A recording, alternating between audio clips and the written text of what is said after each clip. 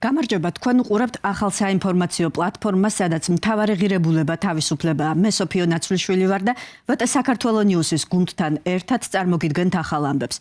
ვტ საქართველოს ნიუსი პოლონეთის საზოგადოებრივი მაუწყებლის საერთაშორისო სამაუწყებლო ცენტრის პროექტია. დღეიდან ყოველ დღე ორშაბათიდან პარასკევის ჩათვლით ვარშავის სტუდიიდან მოგაწვდით ამბებს საქართველოსდან და არა მხოლოდ. ეს არის სივრცე, სადაც ვაშუქებთ იმას, რაც მნიშვნელოვანია. ვსაუბრობთ ევროპულ იდეაზე და ვამხელთ რუსულ დეზინფორმაციას. გამოშვებაში თქვენ ნახავთ. ევროკავშირის ელჩი საგარეო საქმეთა სამინისტროში დაიბარეს. კანონში ერთდროულად რამდენიმე ცვლილება განიხილება პარლამენტში. მოლდოვას დახმარება უკრაინას გაცხადებული ნეიტრალიტეტის მიუხედავად. შეხვედრა საგარეო საქმეთა სამინისტროში დასრულებულია. საქართველოში ევროკავშირის საელჩოს არსებობის მანძილზე პირველად ელჩი საგარეო უწყებაში დაიბარეს. საუბარი დახურულ კარს მიღმა თითქმის 1 საათს გაგრძელდა. პაվել ჰერჩინსკიმ სამინისტრო უკომენტაროდ დატოვა. მოგვიანებით კი ევროკავშირის წარმომადგენლობამ განცხადება გაავრცელა, სადაც ნათქვამია, რომ ხელისუფლების მიერ არჩეული კურსი ქვეყანას წევრობის გზას აშორებს. ეს იმ ფონზე, როდესაც ჯერ კიდევ არსებობს შესაძლებლობა ხელიდან არ იყოს გაშვებული ისტორიული შანსი. კომენტარი შეხვედრის შემდეგ მაკაბაჭორიშვილმაც გააკეთა. ქართული ოცნების გაღიზიანება დიპლომატის გაფრთხილებამ გამოიწვია, რომელმაც ბრიუსელში თქვა, რომ თუ კი უახლოეს თვეებში ქვეყანაში ვითარება არ შეიცვლება, საქართველოს შეიძლება ბნელ წარსულს დაუბრუნდეს. ყველაფერი, რაც კეთდება ბოლო პერიოდში, მიმართულია ჩვენი საზოგადოების კიდევ უფრო პოლარიზებისკენ და რადიკალური დღის წესრიგის წახადისებისკენ, რაც არის მიუღებელი და ვერ აღვიქვამთ ასეთ ნაბიჯებს მეგობრულ და პარტნიორულ ნაბიჯებად. ის განცხადებები, ის ქმედებები, ის ნაბიჯები, რაც იდგმება ბრიუსელის მხრიდან, ის დამოკიდებულება, რომელსაც ჩვენ ვხედავთ საქართველოს ხელისუფლებასთან მიმართებაში, რომელიც სხვათა შორის ქართველი ხალხი მიერ არის არჩეული. არის მიუღებელი. ევროკავშირში გაწევრიანება მოითხოვს ნამდვილ ერთგულებას და ხელშესახებ რეფორმებს ევროკავშირის ღირებულებებისა და სტანდარტებთან შესაბამისობის მისაღწევად. სამწუხაროდ საქართველოს ხელისუფლების მიერ არჩეული ამჟამინდელი კურსი ქვეყანას აშორებს ევროკავშირის წევრობის გზას. უწყვეტი და მიზანმიმართული რიტორიკა ევროკავშირის წინააღმდეგ უფრო მეტად უთხრის ძირს საქართველოს ევროკავშირისკენ სწრაფვის დამაჯერებლობას. ევროკავშირის საკუთარი ოჯახის წევრობას არავის აიძულებს. გსურს, რომ საქართველოს ხელისუფლებამ ხელიდან არ გაუშვას ის ისტორიული შესაძლებლობა, რომელიც ჯერ კიდევ არსებობს. პარლამენტმა დღეს ერთბაშად რამდენიმე კანონის და კანონში ცვლილების ინიცირება და საკომიტეტო განხილვა შეძლო. მთავრობის გადაწყვეტილებით სამართალდამცავი ორგანოების კოორდინაციის საკითხებში სახელმწიფო მინისტრის თანამდებობას შემოიღებენ. ახალი უწყების ხელმძღვანელად მამუკა მდინარეძე დაინიშნება. პარალელურად პარლამენტის საპროცედურო კომიტეტმა მისთვის სუსის უფროსის უფლებამოსილების ვადამდე შეწყვეტა განიხილა. უახლოეს პლენარულ სხდომაზე სუსის ახალი უფროსის შინაგან საქმეთა ყოფილი მინისტრის გელა გელაძის დანიშვნაზეც იმსჯელება. ბოლო 3 წელიწადში ამ თანამდებობაზე უკვე მეოთხე ადამიანი ინიშნება. გრიგოლ ლილუაშვილი, რომელიც სამსახურს ყველაზე ხანგრძლივად 6 წელი ხელმძღვანელობდა, გასული წლის ბოლოს სახელმწიფო თანამდებობის ბოროტად გამოყენებისა და ქრთამის აღების ბრალდებით დააკავეს. დიუშენის სინდრომის მქონე ბავშვებისთვის წამლის მოთხოვნით აქცია ერთდროულად თბილისსა და ბათუმში გაიმართა. მშობლებმა უკვე მიმართეს პროკურატურას და პოლიციის მხრიდან უკანონო მითითებებზე ჩივიან, რაც მშობლების შეფასებით შეკრებისა და მანიფესტაციის უფლების განხორციელებაში უშლით ხელს. ამასთან ერთად ფრაქციამ საქართველოსთვის ჯანდაცვის მინისტრი მიხეილ სარჯველაძე პარლამენტში დაიბარა. ჯანდაცვის მინისტრმა პარლამენტში მისვლამდე დაანონსა, რომ დიუშენის და სხვა კუნთოვანი დისტროფიის მქონე, მათ შორის ზრდასრული პაციენტებისთვისაც სახელმწიფო დაფინანსებით მკურნალობის ახალი შესაძლებლობები გაჩნდება. თუმცა მას არაფერი უთქვამს აქციის მოთხოვნების დაკმაყოფილებაზე. ჯანდაცვა აცხადებს იმას, რომ არ დაეხმარება ჩვენ შვილებს. ჩვენ არც ერთი წამით არ ვფიქრობ პროტესტის შეწყვეტას და ასეთი მშვიდობიანი პროტესტიდან გადავალთ უკვე უფრო ხმაურიან და ძლიერ პროტესტზე, რო ხმა მივაწვდინოთ საქართველოს ჯანდაცვას და სამინისტროს. ზუსტად 5 წუთის უკან შეგვეჩერეს და გადაგვიმოწმეს ბანერი, თუ რა მქონდა უკვე შეზღუდვები არის ბანერების ამოტანაზე. შეზღუდვები არის გადაადგილებაზე, გვამოწმებენ ვინ ვართ, რატომ ამოვდივართ. პულს არ მომიტანენ თუ პლეც არ მომიტანენ, არა უშავს ვიქნებით ასე, როგორც ვართ. მოთხოვნა არის უცვლელი, მხოლოდ ის, რომ რაღაცა გუნდი ეს ჯერ კიდევ საკითხავია, ჯერ თუ არ ნახეთ, რომ ნამდვილად რეალურად არის შექმნილი გუნდი, ეგეც არ გვჯერა, მაგრამ ეგეც რო იყოს, რატომ დასჭირდათ გამოსვლა გარეთ მშობლების, რომ გუნდი შეექმნათ. სად იყვნენ აქამდე? 2 წელია ვითხოვთ მშობლები გუნდის შექმნას და დღეს, როდესაც გარეთ გამოვედით, მეორე დღეს შეკრიბეს ეს გუნდი. დიპლომატიური ურთიერთობების განმავლობაში პირველად ევროკავშირის ელჩი საქართველოში საგარეო უწყებაში დაიბარეს. რა გზავნილი შეიძლება იყოს ეს გაერთიანებისთვის კანდიდატი ქვეყნის მხრიდან? ამ თემაზე პოლიტოლოგთან და ქართულ-ევროპული ინსტიტუტის დამფუძნებელთან გიორგი მელაშვილთან ვისაუბრებთ. გამარჯობა ბატონო გიორგი, მოგესალმებით ვუტ საქართველოს ნიუსის სტუდიიდან. როგორ ფიქრობთ, ემთხოვა თუ არა მესიჯები, რომელსაც ქართული ოცნებისგან ევროკავშირი ღიად ისმენს იმას, რასაც სავარაუდოდ დახურულ კარს მიღმა გამართულ შეხვედრებზე საუბრობენ?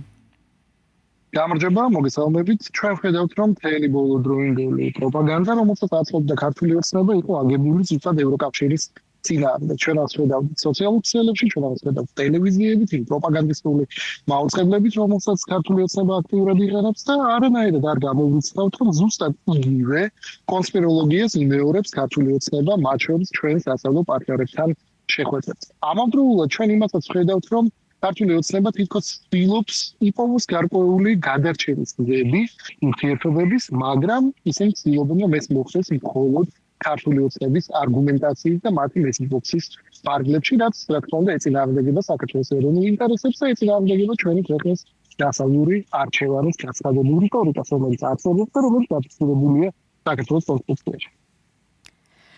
თქვენ ახლა ახსენეთ გადარჩენის გზები, განცხადებები დღეს შეხვედრის შემდეგ საკმაოდ მკაცრი იყო ორივე მხრიდან. როგორ ფიქრობთ, რა შეიძლება ამ ეტაპზე მოხდეს ვითარების დეესკალაციისთვის?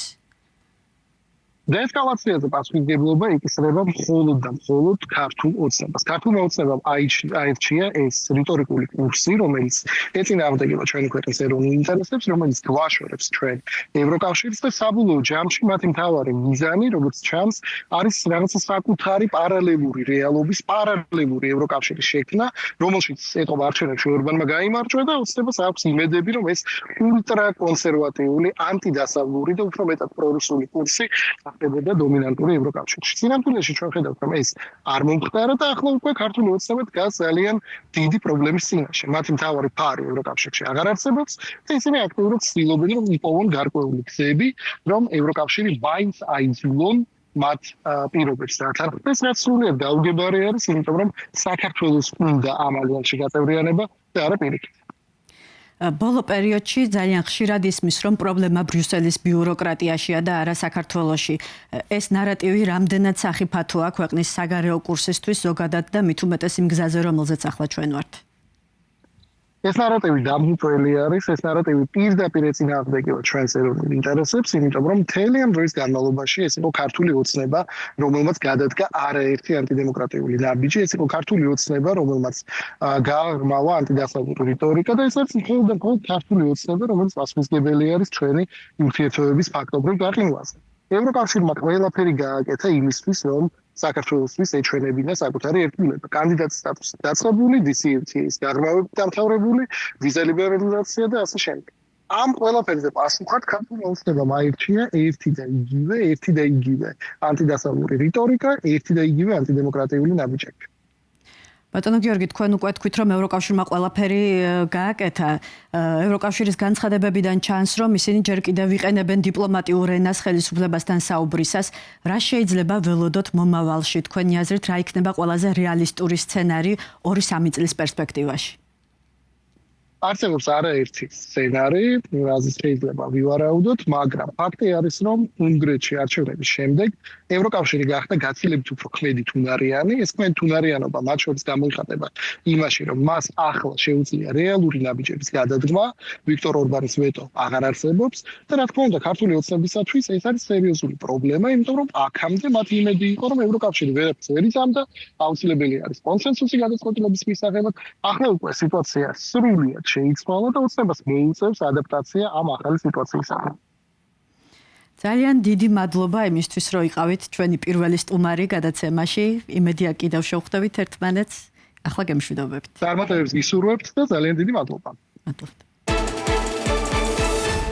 სამი კანდიდატი ერთი ტახტისთვის წმინდა სინოდი ხვალ პრეტენდენტებს გამოარჩევს, რომელთაგან ერთს უახლოეს მომავალში ფარული კენჭისყრით საქართველოს პატრიარქად აირჩევს.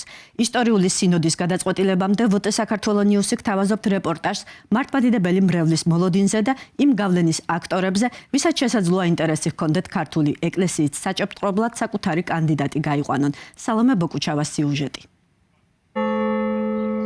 მართლმადიდებელი ეკლესიის მრევლი ახალი პატრიარქის მოლოდინშია. მანანა ჯებაშვილი კვირის ტრადიციულ წირვას ესწრება და 28 აპრილს ელოდება, როცა წმინდა სინოდი კათოლიკოს პატრიარქის სამი კანდიდატის ვინაობას დაასახელებს. რა თქმა უნდა, რუსეთს აქვს დიდი გავლენა. არავინ არ უნდა ჩაერიოს სინოდის არჩევნებში, არავითარ შემთხვევაში. თუ სინოდი თვითონ იქნება იმ დონეზე, არავის არ ჩარევს ამ არჩევნებში. თუ სინოდში კიდევ ვინმეა ისეთი, რომ ამაზე ჭირდება მას ლაპარაკი, მან მრევლს რა უნდა ასწავლოს მაშინ. თუ კი რუსეთი თავის საქმე გააკეთა მთავრობაში, მე მგონი აქაც რაღაცა სიზავს. ცდელობა ექნებათ ჩარევის. ვერ გეტყვით რა. სურვილი? ალბათ კი. მრევლი ვარაუდობს, თეოლოგები კი დარწმუნებულები არიან, რომ რუსეთის საპატრიარქო ქართულ ეკლესიაზე გავლენის მოხდენას კვლავ განაგრძობს. ასე იყო 2019 წელს, როდესაც საქართველომ უკრაინის ავტოკეფალია რუსეთის მსგავსად არ აღიარა და 2016 წელს, როდესაც სინოდის წევრები კრეტის კრებაზე რუსეთის მსგავსად არ გაემგზავრნენ. თავისუფალი საქართველოს ეკლესია ვერ იქნება რუსული გავლენისგან, რამდენიმე ფაქტორის გამო. პირველი ეს არის ისტორია, რაც აკავშირებს საქართველოს ეკლესიას სტალინიდან პუტინამდე, ასე ვთქვათ, ამ პერიოდში ახლო კონტაქტი. იდეოლოგიურად საქართველოს მართლმადიდებელი ეკლესიის სამღვდელოების დიდი ნაწილი იზიარებს რუსეთის ეკლესიის მსოფლმხედველობას. ილია მეორის დაკრძალვაზე რუსეთის მართლმადიდებელი ეკლესიის დელეგაციას ბელარუსის ეგზარქოსთან ერთად საერთაშორისო კულტურული თანამშრომლობის საკითხებში რუსეთის პრეზიდენტის ვლადიმერ პუტინის სპეციალური წარმომადგენელი მიხეილ შვიტკოიც ხელმძღვანელობდა. შვიტკოიც ვიცნობ და თვალით არ დამინახავს. ვერავით არის გზავნებით ვერ ჩამოვიდოდა. რუსეთი ერევას წმინდა სინოდის საქმეებში, ცდილობს მაინც ჩარევას. მომისმინეთ რა, ყველა ქვეყნის უშუალოდ სამსახური ცდილობს სავარაუდოდ. 31 მარტს განცხადება გაავრცელა რუსეთის დაზვერვამ, რომლის მიხედვითაც მსოფლიო პატრიარქი ბართლომეოსი საქართველოს ეკლესიის საქმეში ერევა. უწყების ვებგვერდზე ვკითხულობთ, რომ ბართლომეოს პირველის მიერ მხარდაჭერილი კანდიდატი 77 წლის მიტროპოლიტი აბრამ გარმელია და ასევე მეუფე გრიგოლ ბერბიჭაშვილია. ეს განცხადება არ ეკუთვნის ეკლესიას, რუსეთის ეკლესიას, არამედ ეკუთვნის რუსეთის საგარეო დაზვერვის სამსახურს. ხარისხი ინტერესისა უკვე აქედანაც ჩანს. ისინი არაპირებენ სადავეების დათმობას. შესაბამისად, მათთვის სასურველი კანდიდატს ყველანაირად მხარს დაუჭერენ. წმინდა სინოდის წევრები გვეუბნებიან, რომ ჩარევას ვერც ქართული ოცნების ხელისუფლება და ვერც გარე ძალები შეძლებენ. მათივე თქმით, სინოდი იქნება პრინციპული მომავალი პატრიარქის არჩევის დროს. სინოდი იქნება მტკიცე და დამოუკიდებელი. თავისუფალი არის თუ არა წმინდა სინოდი? აბსოლუტურად. რუსული გავლენა თუ იგრძნობა? ცდელობა თუ არის მათი მხრიდან? არავინ არ ერევა ჩვენთან რა. არ ვერებთ არა. ჩვენი საქმე უნდა ვაკეთოთ. აქ სხვანაირად შეუძლებელია. ინტერესი ბევრი შეიძლება იყოს რუსეთიდანაც და ყველგან. ილია მეორე 93 წლის ასაკში 17 მარტს გარდაიცვალა. 17 მაისამდე წმინდა სინოდმა ქვეყნის 152 კათოლიკოს პატრიარქი უნდა აირჩიოს. 40 წელი ჩერნობილის კატასტროფიდან ატომურ სადგურზე მომხდარი ტრაგედიის მსხვერპლს პატივი ჩერნობილის გმირთა მემორიალთან წუთიერი დუმილით მიაგეს. ცერემონიას უკრაინის პრეზიდენტი ესწრებოდა. აფეთქება ჩერნობილის ატომურ ელექტროსადგურზე 1986 წლის 26 აპრილს გვიანღამით მოხდა. მოსახლეობის ევაკუაციის შესახებ კი საბჭოთა ხელისუფლებამ გადაწყვეტილება მხოლოდ 36 საათის შემდეგ მიიღო. აფეთქებისას დაიღუპა 31 ადამიანი, თუმცა რადიაციული მოწამვლის შედეგად დაღუპულთა რიცხვი გრძელვადიან პერსპექტივაში 500,000 აღწევს. უკრაინის პრეზიდენტის თქმით, რუსეთის ამჟამინდელი ქმედებები დაზიანებული რეაქტორის ტერიტორიაზე დღეს მსოფლიოს იგივე კატასტროფის საფრთხის წინაშე აყენებს. ყველაზე საშიში ისაა, როდესაც რუსები ჩერნობილში მოვიდნენ, აშკარა გახდა, რომ წარმოდგენა არ ჰქონდათ სად მოდიოდნენ, ან იქ რა მოხდა. ძალიან მნიშვნელოვანია გავაანალიზოთ დღევანდელი რუსეთი, იქ შემორჩენილი კულტურა და ის, თუ როგორ ეპყრობა ეს სახელმწიფო ადამიანის სიცოცხლეს. რუსულმა ძალებმა ჩერნობილის ტერიტორიიდან სადაც კიევზე შეტევა და დედაქალაქის დაპყრობა. მათ სანგრები მოაწყო საგზავნილ ტყეებში, გადაადგილდებოდნენ სამხედრო ტექნიკით ამ მიწაზე. განალაგეს артиლერია და აქედან აწარმოებდნენ თავდასხმებს, განადგურეს ტექნიკა და სასტიკად მოექცნენ ჩვენს თანამშრომლებს, რომლებიც ჩერნობილის ატომურ სადგურზე და მასთან დაკავშირებულ ობიექტებზე მუშაობდნენ. როდესაც სოფლიო რუსეთთან ურთიერთობს, ყველას უნდა ესმოდეს, რომ საქმე აქვს სრულიად უპასუხისმგებლო და მრავალი თვალსაზრისით უბრალოდ თავქარიან ძალასთან, რომლის ეფექტიანი შეკავება აუცილებელია საერთო უსაფრთხოებისთვის. რუსეთის ყოველი ახალი დარტყმა კიდევ ერთხელ ამტკიცებს, რომ მასთან თანამშრომლობა შეუძლებელია მანამ, სანამ თავად არ გადაწყვეტს ამ ომის დასრულებას და დიპლომატიურ გზაზე გადასვლას. ჩემთვის ძალიან რთულია რუსების ლოგიკის ახსნა. ისინი თავისი ერიშით მხოლოდ უკრაინას არ აზიანებენ. საფრთხეს უქმნიან ადამიანების სიცოცხლესა და ჯანმრთელობას სხვა ქვეყნებშიც. ეს პირველად არ ხდება. შეგვიძლია ჩამოვთვალოთ ბირთვული ტერორიზმის ის შემთხვევები, რომლებიც სრულმასშტაბიანი შეჭრის შემდეგ მოხდა. ბირთვული ტერორიზმის პირველი აქტი იყო 2022 წლის 24 თებერვალს, როცა ჩერნობილის ელექტროსადგური დაიკავეს. რაც შეეხება ხარკივს, მხოლოდ გასულ წელს იქ ბირთვული კვლევით ცენტრზე იერიში 30-ზე მეტჯერ მიიტანეს. ეს მუდმივად მეორდება. ამ ლოგიკის გაგება შეუძლებელია. მოლდოვა მზადაა ნეიტრალური სტატუსის მიუხედავად უკრაინის დასახმარებლად მსურველთა კოალიციას შეუერთდეს. განცხადება მაია სანდუმ უკრაინაში სწორედ ჩერნობილის კატასტროფის წლისთავთან დაკავშირებული ვიზიტისას გააკეთა. მოლდოვას პრეზიდენტის თქმით, ის მზად არის კონკრეტული კონტრიბუციის განსახილველად, რომლის შეტანაც კიშინიოვს კოალიციის მუშაობაში შეუძლია. მსურველთა კოალიცია უკრაინის დასახმარებლად გასული წლის მარტში შეიქმნა. ორგანიზატორები დიდი ბრიტანეთისა და საფრანგეთის ლიდერები იყვნენ. მისი მიზანი კი უკრაინისთვის უსაფრთხოების გარანტიების უზრუნველყოფაა. კოალიციაში ამ დროისთვის 36 ქვეყანაა. ისინი უკრაინას სამხედრო დახმარების გარდა ფინანსურად უჭერენ მხარს და უერთდებიან რუსეთის წინააღმდეგ მიმართულ სანქციებს. მზად ვართ მსურველთა კოალიციას შეუერთდეთ. ჩვენი ნეიტრალიტეტის გათვალისწინებით უკრაინელების გუნდთან ერთად განვიხილეთ, როგორ უნდა მოხდეს ეს. თუმცა ჩვენ უკრაინას წარსულშიც დავხმარები ვართ, მაგალითად გამნაღმველების წვრთნაში. ახლა კი განვიხილავთ იმ სპეციფიკურ ნაბიჯებს, რომელთა გადასადგმელადაც მოლდოვა მზადაა, რათა უკრაინას უკვე კოალიციის ფარგლებში დაეხმაროს. ვარშავაში ლაზიანსკის სამეფო პარკსა და მდინარე ვისტულას შორის მაგისტრალები დროებით გადაიკეტა. მიზეზი იხვების მიგრაცია გახდა. გაზაფხულის მოსვლის მაუწყებელი პოლონეთის დედაქალაქში სწორედ ეს ტრადიციაა. დედა იხვები ახალ გამოჩეკილ ჭუჭულებთან ერთად ქალაქის ხმაურიან ქუჩებს კვეთენ, რომ მდინარემდე მიაღწიონ. მათ დასაცავად ვარშავის მცველები დროებით ავტომობილების გადაადგილებას აჩერებენ. მიგრაცია აპრილის დასაწყისიდან მაისის ბოლომდე გრძელდება.